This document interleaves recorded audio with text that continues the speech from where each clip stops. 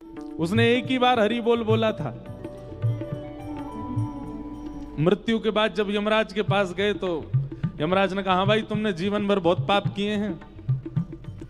बोले बहुत पाप किए मैं मानता हूं, पर मैंने एक बार हरि बोल बोला था। अपने 80 वर्ष की आयु में एक बार हरि बोल बोला था, उसका फल पहले मुझे दीजिए, उसके बाद मेरे पापों के सारे दुख देना। यमराज जी बोले एक ही बार बोला था? बोले हाँ बस एक बार। यमराज जी बोले हमको इसका फल नहीं पता।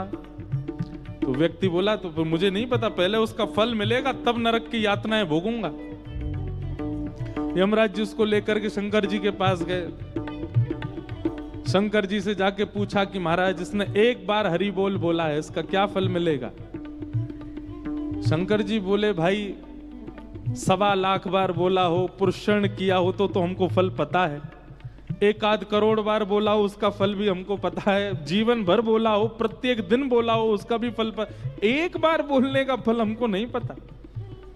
व्यक्ति बोला ऐसे काम नहीं चलेगा, आप दोनों को मैं देख लीजिए, फिर मैं भगवान शिकायत करूंगा, मुझे फल नहीं दे रहे हैं, एक बार का फल दीजिए। शंकर जी बोले इसको एक काम करो, ब्रह्मा जी के पास ले चलो। तो यमराज जी शंकर जी उसको लेकर ब्रह्मा जी के पास गए। ब्रह्मा जी भी बोले भैया हमको सबके फल पता है, एक बार का फल नहीं पता। नारद जी के पास ले चलो। यमराज जी शंकर जी ब्रह्मा जी नारद जी के पास लेके गए। बोले आप तो 24 घंटा नाम जप करते हो, एक बार का फल क्या है? नारद जी बोले भैया 24 घंटा गाते हैं, एक बार का फल पता हो तो पूरे दिन क्यों गाते? हम तो पूरे दिन गाते रहते हैं, हमको एक बार का फल नहीं पता। अंत तो गत्वा ये हुआ कि नारद जी बोले इसको भगवान के पास ही ले चलो, परमात्मा ही बताएंगे।